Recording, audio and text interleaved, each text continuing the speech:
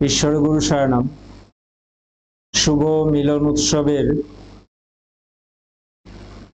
করুণাগুণ শেষে প্রথম শুভ উদ্বোধনের শেষে কিছু কথা জানাতে আসলাম। গত মিলন উৎসবে গত মধু উৎসবে ঠিক মতন লাইভ টেলিকাস্ট করতে সমর্থ হইনি, কিছু ভুল ত্রুটি থাকার জন্য। তাই একটু এই বিষয়ে কয়েকটি বিষয় এই মিলন উৎসবে জানাবো। তার ভেতর কয়েকটি বিষয় বলি। মহাত্মা নিবারণ মাতাজি, মহাত্মা নিবারণ মাতাজি কে প্রবর্তক করে গিয়েছিলেন।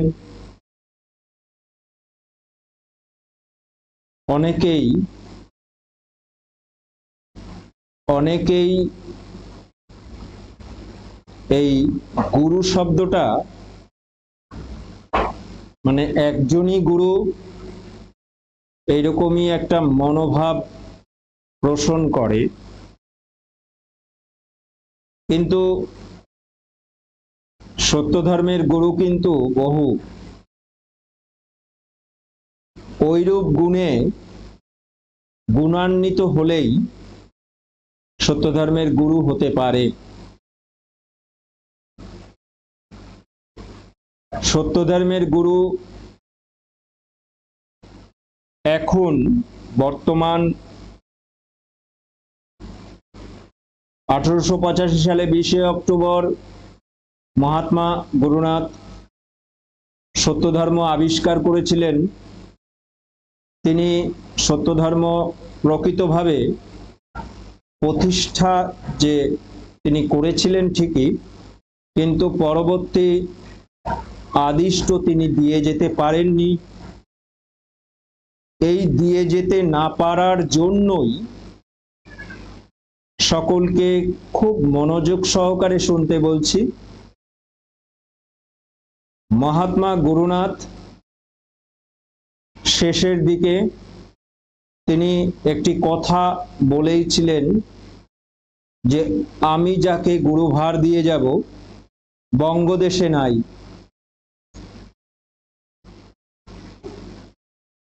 তখন 4 জন একত্ব লাভ করে ফেলেছে, তারপরেও এই কথাটা বলতে হলো। তাহলে 4 জন কারা কারা একত্ব লাভ করলো? মহাত্মা নিবারণ মাতাজি,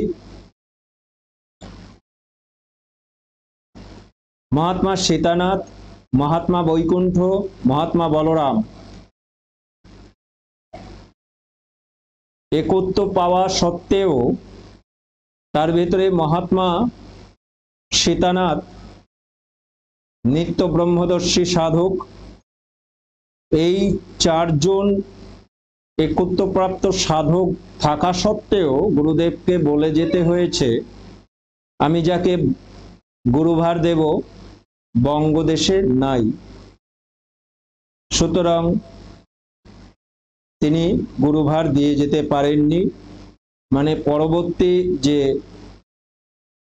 গুরু হওয়ার উপযুক্ত গুণকেই গুরুভার বা আদিষ্ট বলা হয়, সেই গুরুভার দিয়ে যেতে পারেননি। তাই তিনি একটি সংকল্পবদ্ধ তিনি হয়েছিলেন যে আমি 10 সহস্র বছর কাজ করব। তিনি এটা বুঝেছিলেন যে যতদিন পর্যন্ত ওই গুণান্বিত সাধক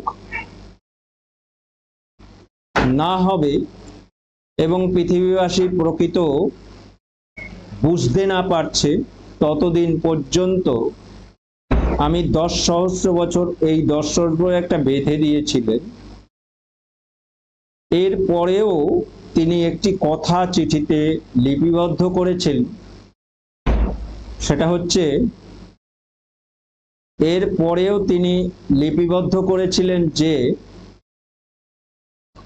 3 জনার নাম তিনি বলে দিয়ে গিয়েছিলেন, যে আমি আরো 2 জনার নাম তিনি বলে দিয়ে গেছেন, আমরা 3 জনেই তোমাদের অবর্তমানতায়, তোমাদের বিশ্রামকালে আমরাই 3 জন কাজ করব।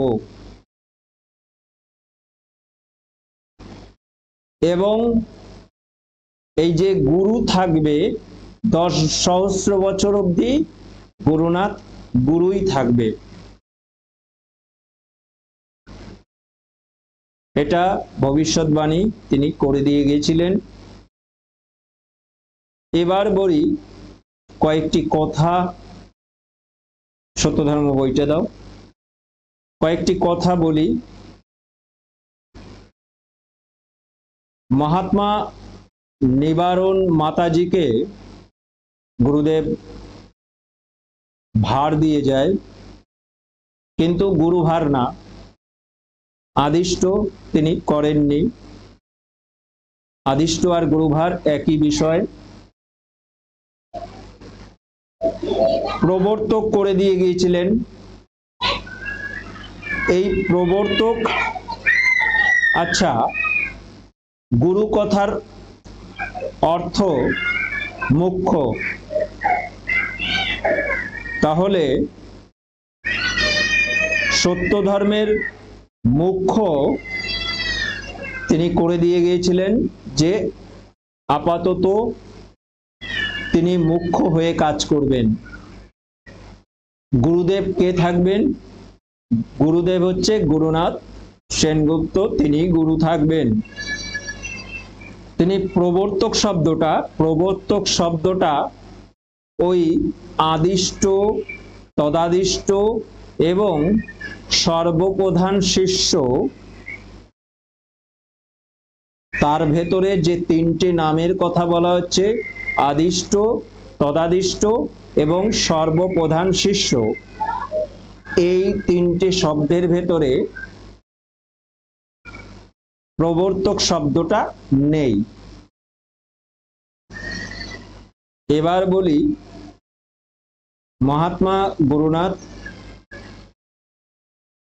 মহাত্মা নিবারণকে তিনি প্রবর্তক তৈরি করে দিয়ে গেলেন।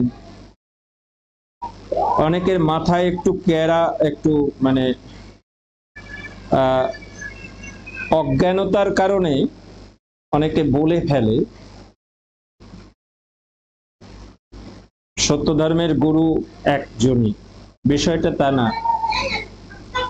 গুরু কয় প্রকার? গুরু কয় প্রকার বলতে গিয়ে গুরুতত্ত্বে তিনি লিখেছেন,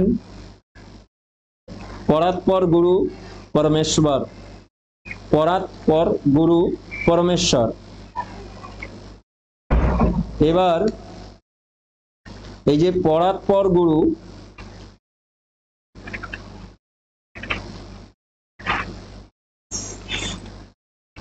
পরাৎপর গুরু, পরে আরেকটি গুরু আছে, পরপর অনেকগুলো গুরুর কথা বলা আছে। তার ভেতরে কি অক্ষর গুরু হচ্ছে অক্ষর গুরু। এখানে কিন্তু প্রথম হচ্ছে গুরু শ্রেষ্ঠ, গুরু প্রধান, মানে প্রথমে গুরু শব্দ ব্যবহার আছে। গুরু শ্রেষ্ঠ, পরাৎপর গুরু পরমেশ্বর। তাহলে গুরু এখানে প্রথম ব্যবহার হয়েছে, পরমেশ্বর পরে ব্যবহার হয়েছে, তার মানে মুখ্য পরমেশ্বর। গুরু কথার অর্থ হচ্ছে প্রধান বা মুখ্য। তাহলে মুখ্য শ্রেষ্ঠ, পরাৎপর মুখ্য, পরমেশ্বর। তার মানে আমি গুরু কথার অর্থ হচ্ছে মুখ্য। এই মুখ্য কতজন মুখ্য হতে পারে? তাহলে বলছে যে অক্ষর গুরু, এক একটি শব্দ অক্ষর, সেই অক্ষর গুরু মন্ত্র, অক্ষর গুরু, গুরু এখানে এবার শেষে আবার ব্যবহার হয়েছে। পরম পিতার ক্ষেত্রে গুরু ব্যবহার হয়েছে প্রথমে, আর অক্ষরের পরে গুরু ব্যবহার হয়েছে অক্ষর গুরু মন্ত্র। মন্ত্রদাতা পরম গুরু, এখানেও কিন্তু গুরু শেষে আছে। মন্ত্রদাতা পরম গুরু, মন্ত্রদাতা জন্মদাতা, এই যে আমরা পার্থিবভাবে যে জন্মগ্রহণ করি সেই পিতামাতা, জন্মদাতা পিতামাতা মহাগুরু, গুরুদেব হচ্ছে পরম গুরু, আর মাতা পিতা মহাগুরু, রাজা ও আচার্য মানে যারা পড়াশোনা করায় এবং দেশের প্রধান, রাজা বা আচার্য গুরু, সে খালি গুরু মানে মুখ্য, দেশের মুখ্যকে, দেশের প্রধানকে মুখ্য বলা হয়েছে গুরু। যাবতীয় ভক্তিভাজনই গুরু। এখন অনেকের জ্বালা আছে, জ্বালা বেঁধেছে একটা, মানে অজ্ঞানতার জ্বালা থাকে, তো অজ্ঞানতা যারা থাকে তাদের সত্য কথা শুনলে যন্ত্রণা হয়, তাদের জ্বালা হয়। এখন বিষয়গুলো ভাবতে হবে এই যন্ত্রণাটা কেন হচ্ছে। তাদের যন্ত্রণা হওয়ার কারণ, মূল কারণ হচ্ছে তারা অজ্ঞান থাকতে ভালোবাসে, তাই তারা এইরকম আচরণ করে। একটি কথা ভালোভাবে সবার একটু বোধের ভেতরে অন্তত আনতে হবে যে গুরু কথার অর্থ হচ্ছে মুখ্য। মহাত্মা নিবারণ মাতাজিকে প্রবর্তক তৈরি করে দিয়ে গেছিলেন। কেউ এই প্রবর্তক শব্দটার সঙ্গে গুরু ব্যবহার করেনি, কিন্তু যারা দীক্ষা লাভ করেছিল সেই সময় মহাত্মা নিবারণের কাছ থেকে, মানে বৈদিক ভাষায় যারা দীক্ষা লাভ করেছিল মহাত্মা নিবারণের কাছ থেকে, তাদের যে শপথ বাক্য হয়েছিল সেখানে গুরুদেব মহাত্মা গুরুনাথ সেনগুপ্ত গুরুরূপে বরণ করিলাম, আমি তোমাদের প্রবর্তক গুরু। অর্থাৎ মহাত্মা নিবারণ সেখানে তাদের প্রবর্তক গুরু, কেননা সত্য ধর্মের মুখ্য বানিয়ে গিয়েছিলেন প্রবর্তক তৈরি করে। তাহলে প্রবর্তক মুখ্য, সেই মুখ্য কথাটা শেখানো হয়েছে, কেননা তারা সবাই মহাত্মা নিবারণকে মাস্টমশাই বলে গেছে। তা মাস্টমশাই বললে যতটা ভক্তি হয়, তার থেকে প্রবর্তক গুরু বললে তার থেকে অধিক ভক্তি হয়, সেই ভক্তিটা করতে পারেনি। এখন অনেকের জ্বালা শুরু হয়েছে যে গুরু কেন বলা হচ্ছে, গুরুটাই জ্বালা আছে, ভাবছে যে গুরু গুরু নাতি। তাহলে এইখানে কি বললো, কতগুলো জায়গা বললো, পিতামাতা, পিতামাতা গুরু, মন্ত্রদাতা পরম গুরু। তাহলে মন্ত্রদাতা পরম গুরু এবং পিতামাতা মহাগুরু, এখানে আবার গুরু, তাহলে এখানে যন্ত্রণা নেই।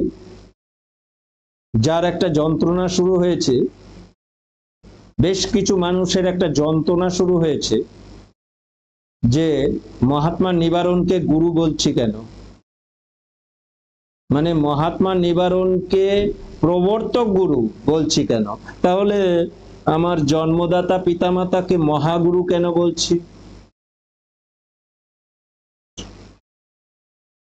আর রাজা আচার্যকে খালি গুরু বলছি কেন, আর যাবতীয় ভক্তিভাজনই গুরু, তার মানে রাজা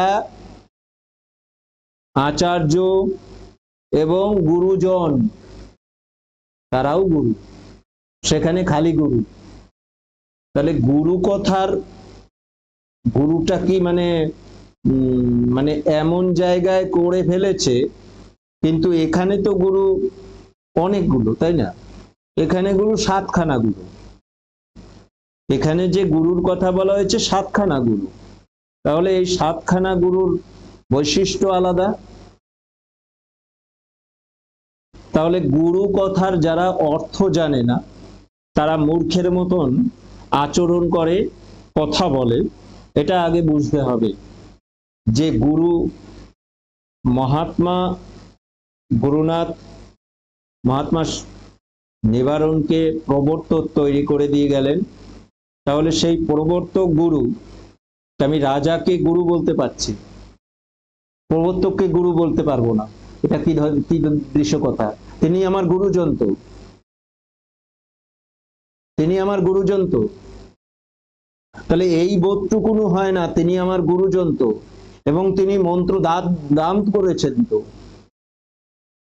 তিনি মন্ত্র দান করেছিলেন, আমার দাদুকে তিনি মন্ত্র দান করেছিলেন। তাহলে মন্ত্রদাতা পরম গুরু। তাহলে পরম গুরু কে? গুরুনাথ সেনগুপ্ত, পরম গুরু। তাহলে তিনি মন্ত্রটা দান করেছেন, তিনি অভেদ হয়ে আছেন। তাহলে গুরু কেন? তিনি না, তিনি প্রবর্তক গুরু। এইটা বলাতে অনেকের একটু যন্ত্রণা সৃষ্টি হয়েছে। যন্ত্রণাটা কোথায় আমি জানি, বুঝতে পারছি, কোন জায়গাটায় যন্ত্রণা সেটাও বুঝতে পারছি। মানে আমি আদিষ্ট হয়েছি, মূল সত্যটা একটু জানিয়ে দিই যাদের যন্ত্রণা হয়েছে, মূল সত্যটা একটু জানিয়ে দিই। সেটা হচ্ছে, আমি আদিষ্ট হয়ে কাজ করছি, 12 বৎসর হতে চলছে। সেই 12 বৎসর যাবত আমি কাজ করে যাচ্ছি। গুরুদেব যতগুলো সিদ্ধি ব্যবহার করেছে, সমস্ত সিদ্ধি ব্যবহার এখানে হচ্ছে, কিন্তু সমস্ত প্রমাণ দিয়ে দিয়ে কার্য হচ্ছে, লিপিবদ্ধ সমস্ত কিছু করে কার্য হচ্ছে।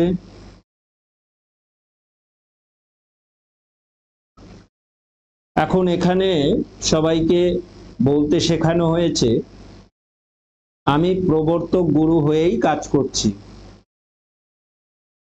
তিনি আমাকে আদিষ্ট করেছেন, আমি প্রবর্তক হয়ে কাজ করছি।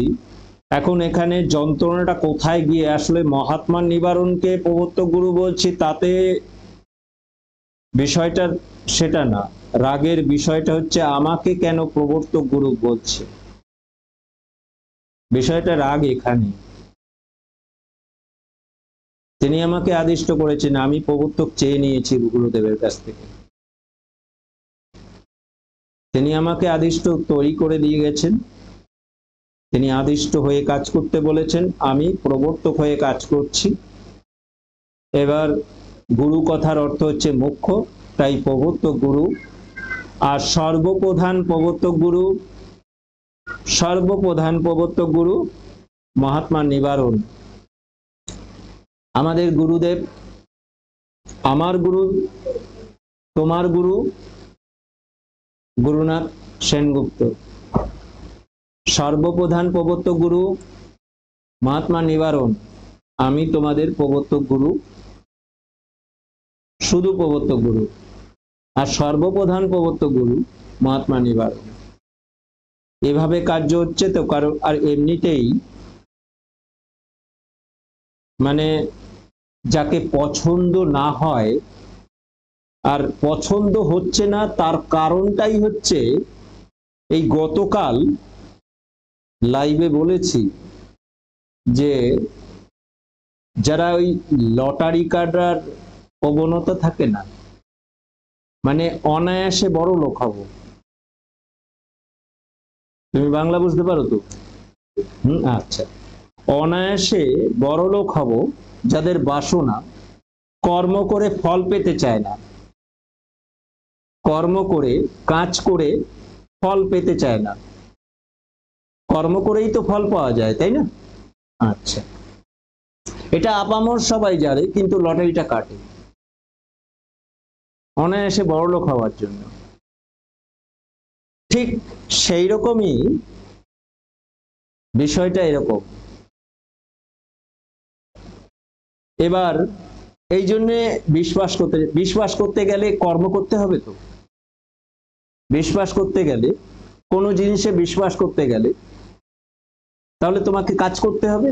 কর্ম ছাড়া বিশ্বাস করা যায়? কোনো বিষয়ে বিশ্বাস করতে গেলে কাজ করতে হবে। তো কাজ ছাড়া বিশ্বাস করা সম্ভব? সম্ভব না। আমি প্লেন চালানোর প্রতি আমার বিশ্বাস কখন হবে? কার্য করে তো, ট্রেনিং নিয়ে তো। তার মানে ওই কাজটা করতে হবে, কাজটা করার পরে বিশ্বাস হবে, তারপর কিন্তু আমি চালাতে পারবো প্লেনটা। ঠিক তোমাকে বিশ্বাস হয় না,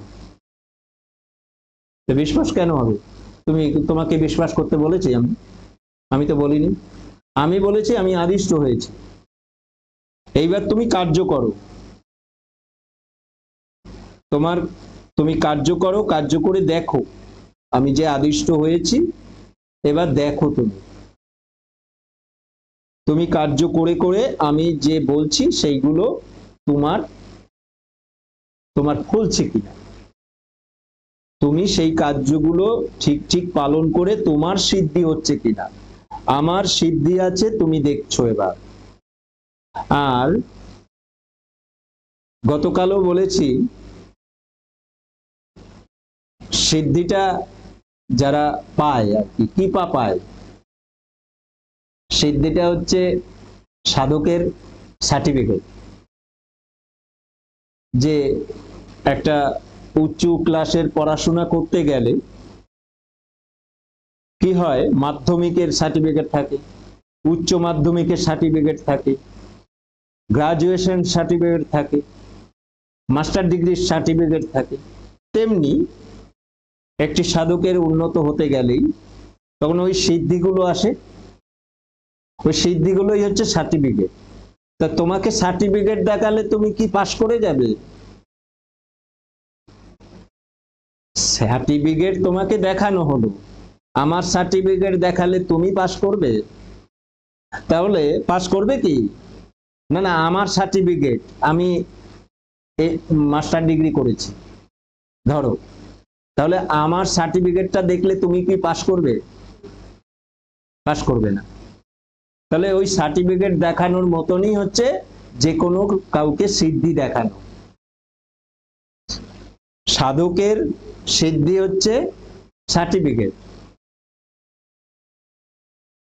তার মানে একটা সাধকের সিদ্ধি তো ওই যে মাস্টার ডিগ্রি করলো, এমএ মানে গ্রাজুয়েশন করলো, তার একটা সার্টিফিকেট আছে, মাধ্যমিক পাস করে একটা সার্টিফিকেট আছে।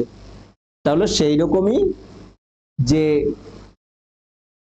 উন্নতি লাভ করতে গেলে ওরকম সিদ্ধি তৈরি হয়, সেই সিদ্ধিগুলো তোমাকে মাঝে মাঝে তুমি দীক্ষিত হওয়ার পর সেই সিদ্ধিগুলো মাঝে মাঝে দুই একটা দেখানো হয়।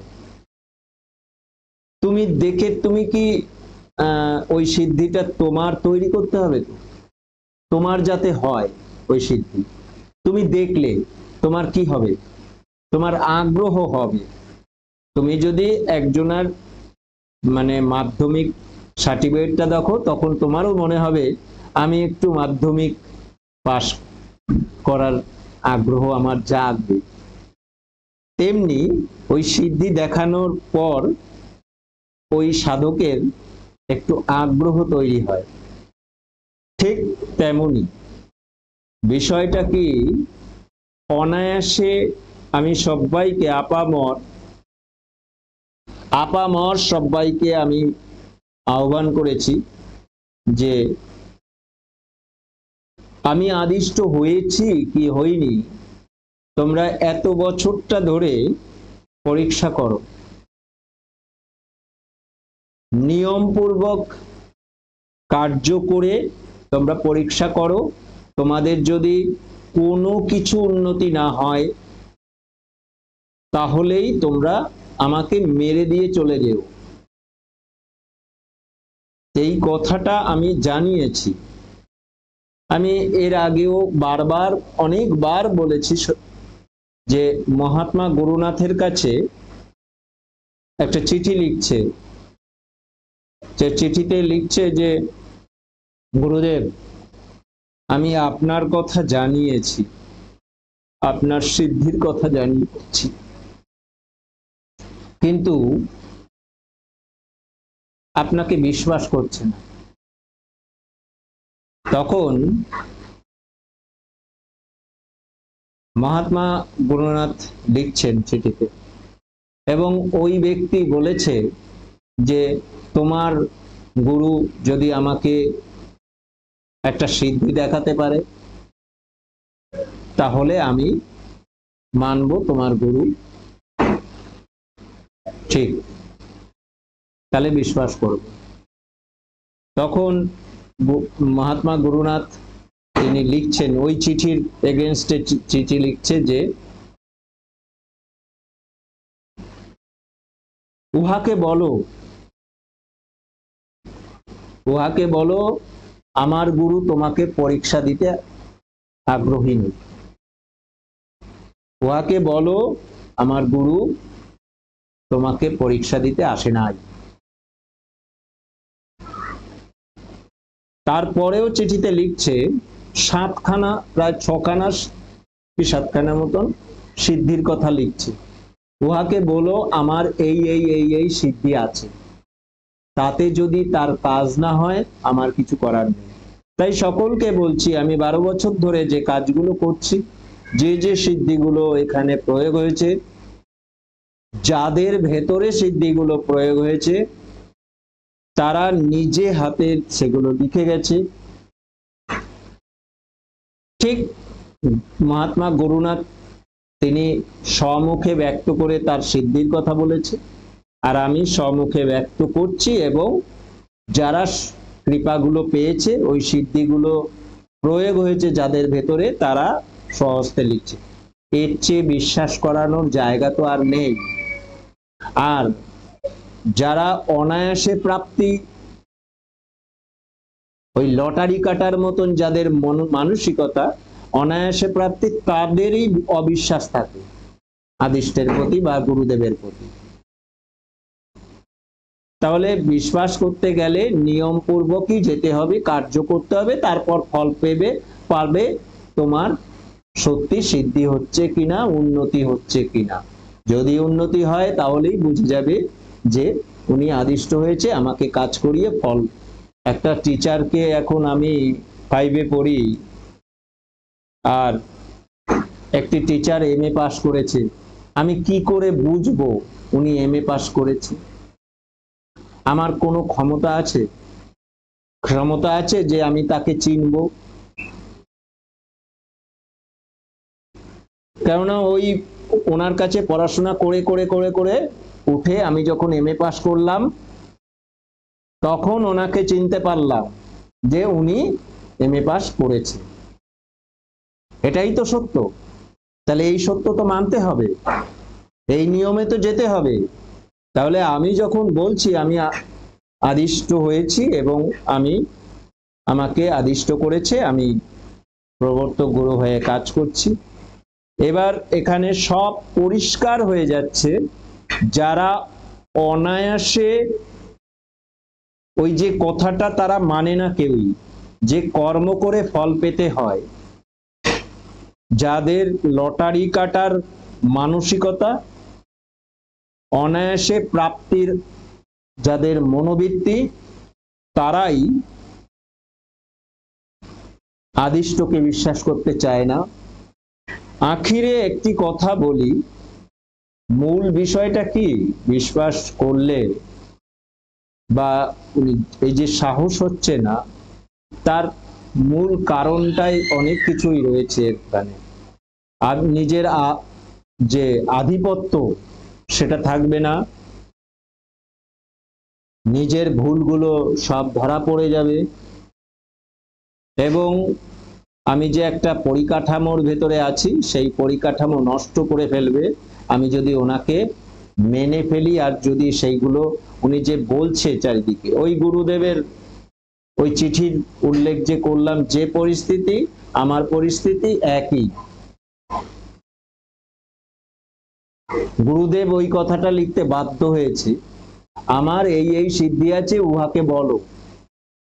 আর উনি যে বলেছে যে তোমার গুরু যদি এই সিদ্ধিটা দেখাতে পারে ওনাকে, তাহলে তা গুরুদেব তার কথায় লিখলো যে উহাকে বলো আমার গুরু তোমাকে পরীক্ষা দিতে আসে না।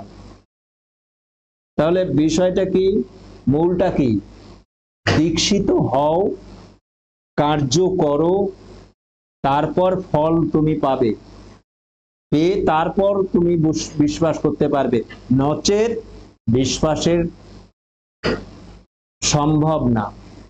কার্য করলেই বিশ্বাস হয়। মূল কথা হচ্ছে কার্য যারা করতে চায় না, অলস যারা, তারাই আসছে না।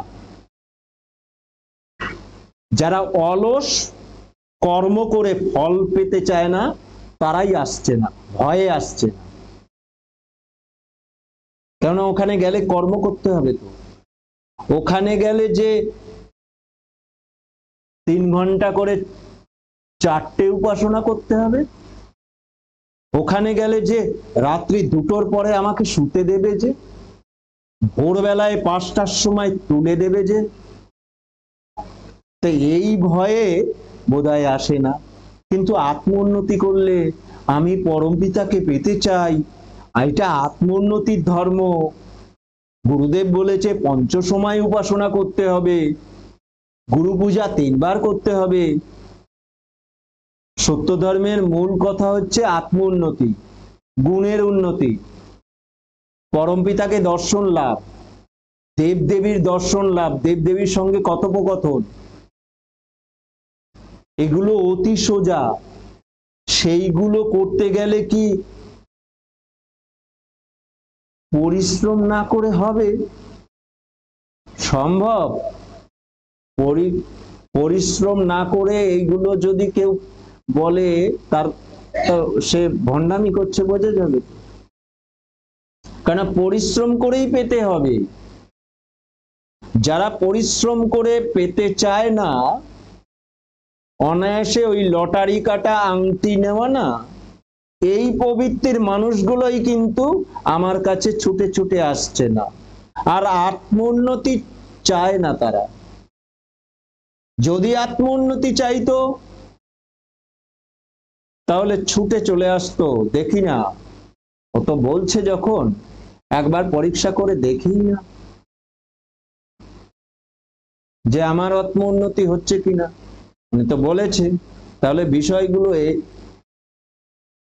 এইভাবে যদি, আর বিশ্বাস প্রবন্ধ যদি সবাই একটু পড়াশোনা করে, তাহলে বিশ্বাস প্রবন্ধে বলছে যে বিশ্বাস প্রথম হয় না। প্রথম হচ্ছে শোনা, তারপর হচ্ছে দেখা, দেখার পর তারপর নির্ভর হয়, নির্ভরের পরে শত নির্ভরতা হয়, তারপরে বিশ্বাস হয়।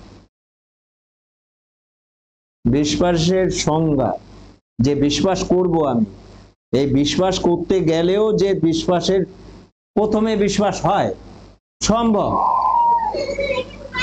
কখনো সম্ভব না।